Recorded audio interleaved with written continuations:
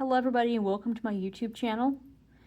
I have a request from somebody to go over this piece, Mariage d'amour, which is a French piece by this composer Paul de Senneville.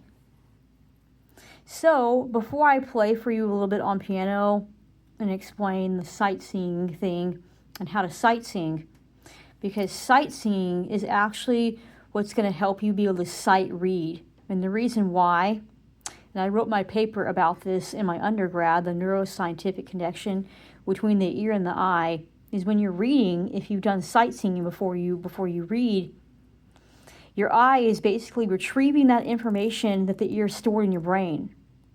This is a really great way to sight read with a little more ease without having to go around in circles at the piano, quote unquote, memorizing. So this is a really good technique to help you acquire the information versus forced memory, where it feels like you're practicing a lot on the piano and you're straining yourself, but you're not getting the results you want. I'm going to show you this video, and these same techniques can be applied to different songs. So over here on this piece of paper, I wrote down some crucial information about the piece. So the key signature of this piece is in G minor. Again, we're in G minor. G natural minor. Here are the notes in G natural minor: G, A, B flat, C, D, E flat, F, G. Now, because you're going to see an F sharp, which indicates a different type of minor called a harmonic minor, I'm going to show you that as well. G harmonic minor. G, A, B flat, C, D, E flat, F sharp, G, and I'm going to keep explaining this to you in the video what the F sharp means, and I think it'll definitely make sense. Now, even though the piece is in G minor, I want to explain to you B flat major. So B flat major is the relative key to G minor. That means they both have a B and an E flat. And the reason why I'm going to show you the key signature and the scale of B flat major is because you're going to see B flat appearing in there because they are relative keys. For example, if you see B flat, D, and F, that's a B flat major triad. We got B flat, C, D, E flat, F, G, A, B flat. And again, if this information feels like it takes you a little bit to comprehend, do not feel bad. I took music theory multiple times in my undergrad in order to be able to understand it, teach it, and get to the level I'm at. So I also didn't just naturally understand this stuff easily. Some people can, that's awesome. But if you feel like it's going to take you a while to comprehend the material I'm teaching to you, absolutely do not feel bad about having to restudy the information as many times as you need. Eventually, with ear training, you are going to comprehend the material. You really will. So give yourself some time and grace here. So why is there an F sharp in G minor? So let me show you here. We have an F sharp there. We have an F sharp there. There's another F sharp. So there's F sharps all over this piece. Now here's the cool thing. In G major, the key signature is one sharp, which is an F sharp. So a harmonic minor basically mixes this minor mode, the B and the E flat, with a major mode. And I'm going to explain to you in this paragraph why. Why is there an F sharp in G minor? In G minor, G is tonic, which means home. In G minor, F is the leading tone because it is scale degree number 7. In G minor, D, F sharp, A is the 5 chord, and the 5 chord in any key signature means dominant. The 5 chord is almost always a major chord. Sometimes you can have a minor 5 chord. Those sound pretty cool. But for the most part, it's going to be major, and the reason why is because it's dominant.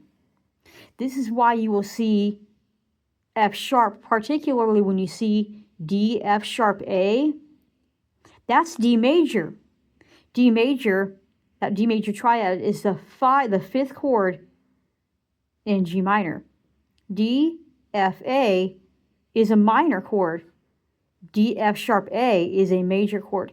Scale degree 7, which is F, is trying to pull closer to G, which is tonic. This is why it is raised to F sharp, because what's happening is that leading tone, which is basically trying to lead back to home, which is G, is trying to go from here to here and skip the middleman in between and go back home to G.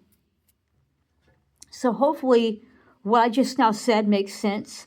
If it does or if it doesn't, feel free to drop a comment in the comment section down below. I absolutely love hearing back from people because I really want to do more of these videos, and I really want to help people be more confident with the skills that you probably already have, or if you're a brand new beginner, whatever level you're on, I want to help you. Now we're going to talk about rhythms. So we see some really cool rhythms here. Now I want to show you an easier way to count this. At first it might not seem easy, but once you get the hang of it, it does. So there is a system, and it's called Takadimi. Go on Google and look up the origins of Takadimi. It's really, really fascinating. It goes very far in depth. Of course, I absolutely did not, in fact, make up Takadimi. That'd be cool. That's cool. But some people made up the Takadimi system. It is a system that is used to count rhythm. So the beat is voiced with ta. Let's go back over here for a quick minute. We have common time, otherwise known as 4/4 timing. Sorry. Next we have the 5/4 timing. So we have mixed meter. The top number is the beats per measure, and the bottom number indicates which type of rhythm we're counting. Now, since this is a simple time signature, the bottom number gets the beat note, but in a compound time signature, for example, 9/8 or 6/8, that's a little bit different because you're compounding the bottom number together to add up to the rhythm. So here we have that. Then we're going to go to 4/4, which is the same thing as common time. So I'm going to show you how to count these rhythms. Okay, I want to show you how to count them. Now, when you're learning a piece, it's a little bit more of a fast-paced piece. Don't worry about trying to get the tempo really fast. Practice it with the tempo really, really, really slow and even. Really slow and even, because if you can get the tempo really slow and even, that's going to make a huge deal, and it's going to make it easier for you later on to be able to play it at the correct tempo. Now up here real quick, I wrote for you the letter chart and the solfege that go with it. So what this is with these little symbols on above the numbers, those indicate scale degrees. So G is do, A is re, B flat is me, C is fa, D is so, E is lay, F is te.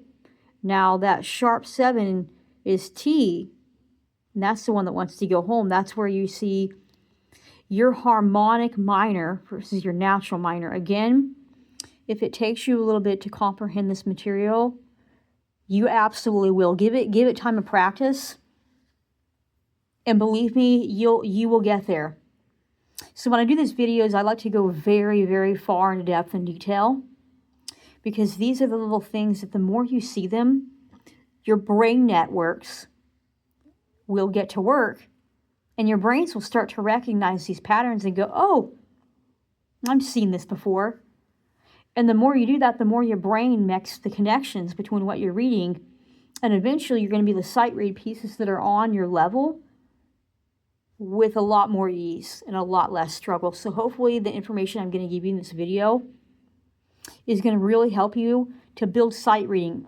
Again, most people are not natural at sight reading. That doesn't mean that you won't be. When I first started to learn to sight read, I was not natural at sight reading. But all these skills that I learned in my undergrad, I can now sight read. I can sight read this piece. Now, sight reading doesn't mean that you're playing it perfectly the first time around.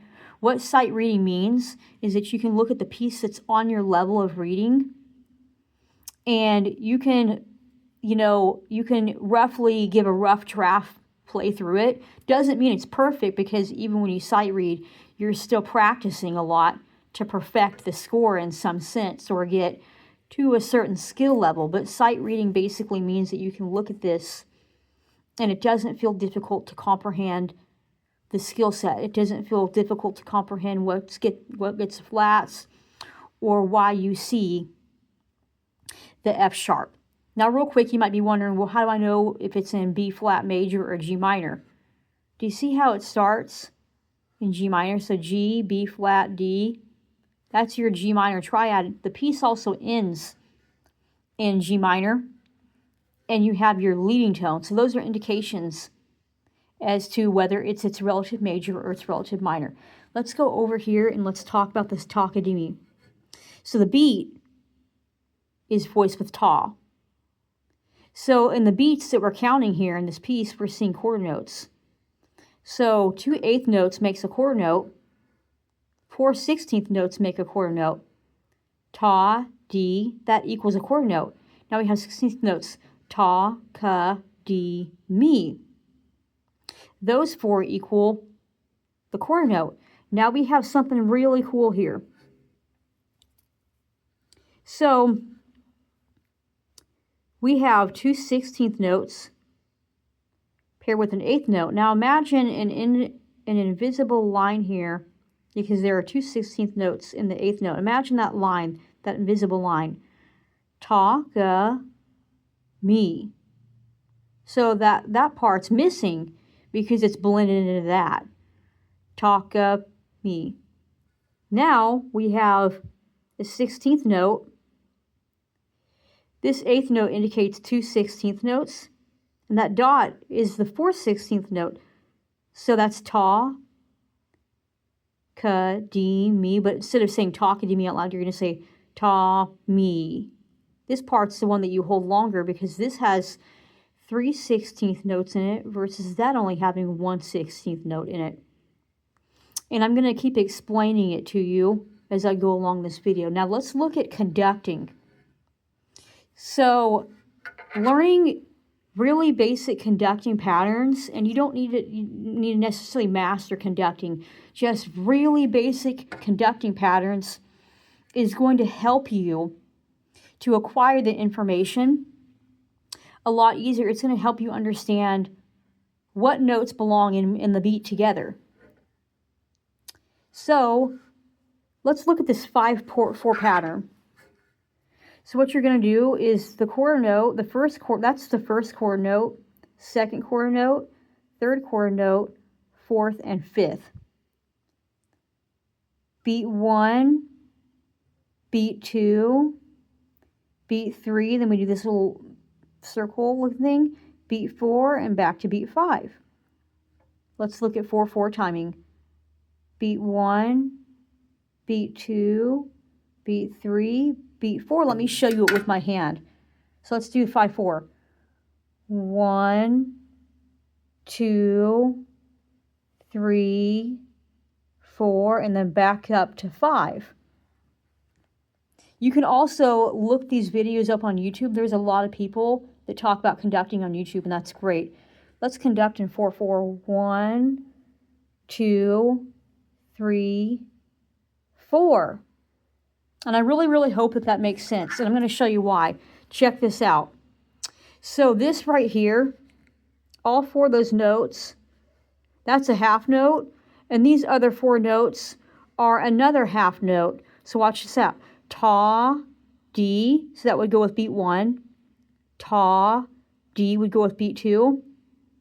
Ta, di with beat 3. Ta, di with beat 4. So check it out. Ta, di, ta, di, ta, di, ta, di. I hope that made sense. So that's what those letters are that you see. Ta, di, ta, di, ta, di. That is the ta-kadimi.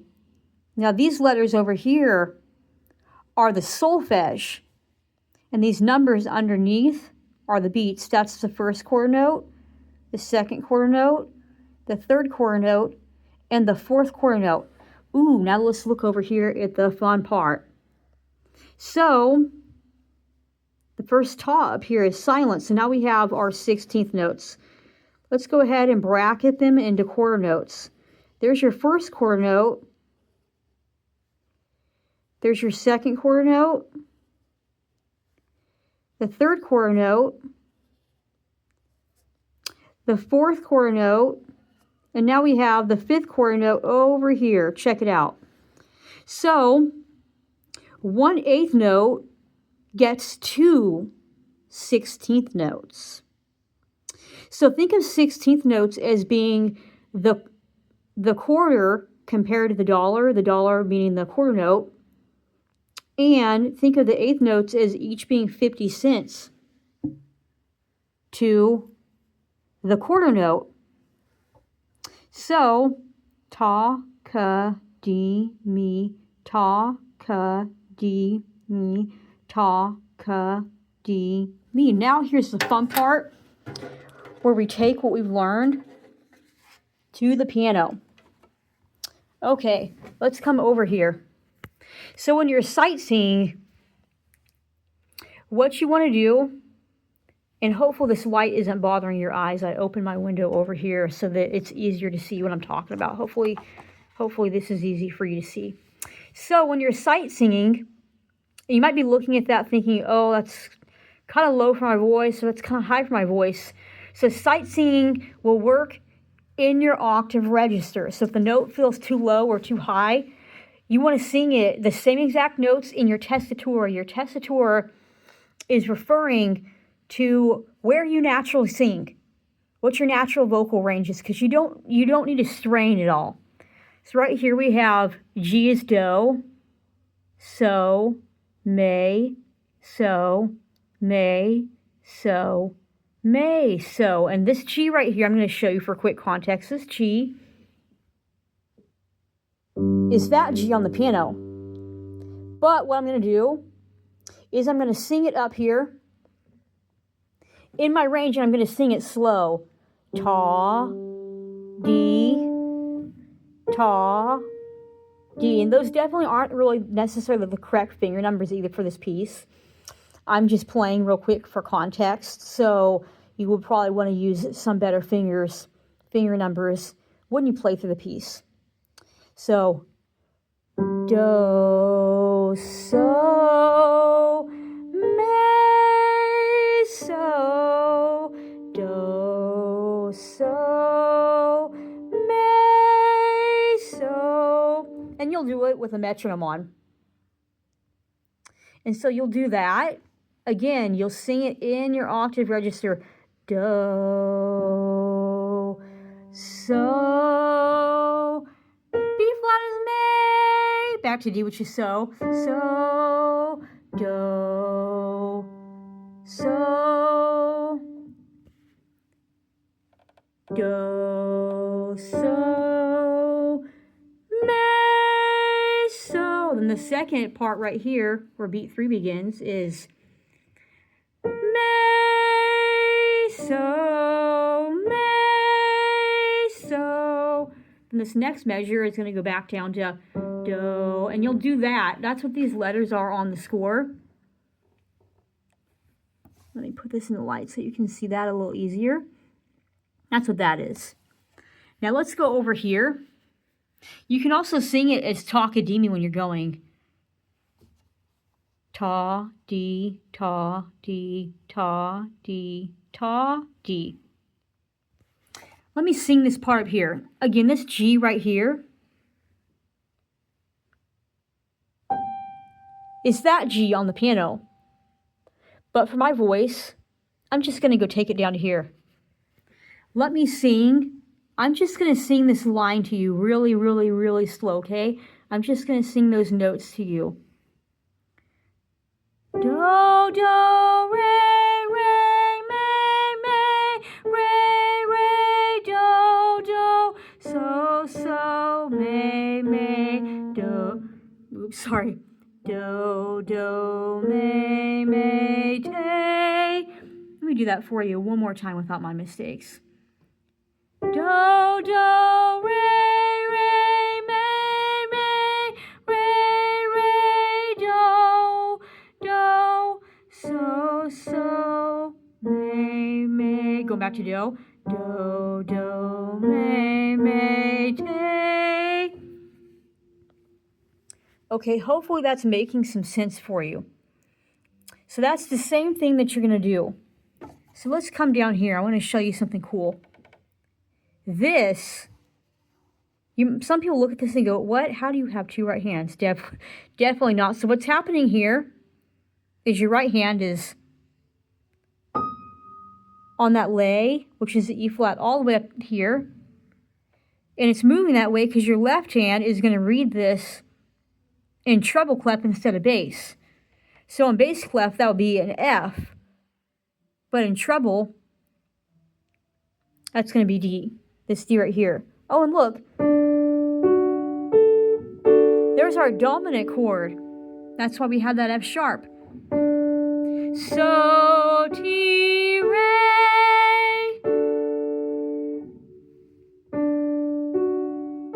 Here's what a minor 5 would sound like.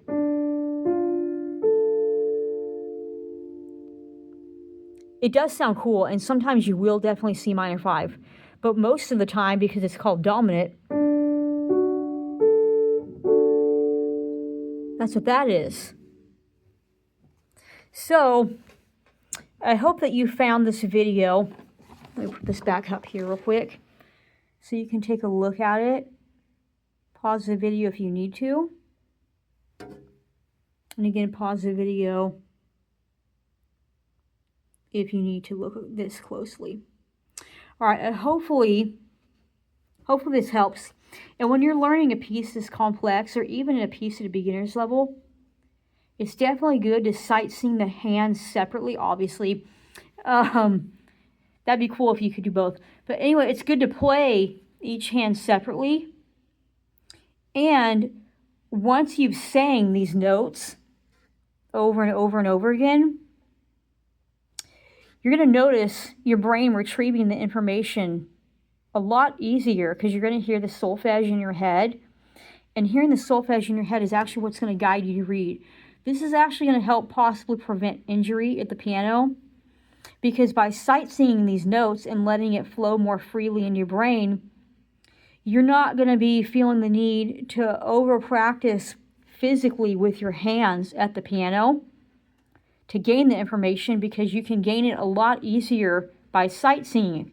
You can gain it a lot easier by sight singing. And what you want to do with the conducting is you want to conduct with one hand, whichever one you want, and sight sing. Conduct and sing, and do it really slow.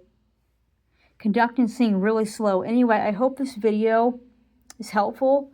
Please comment down below on what you think about this new style of method videos. And have a good day.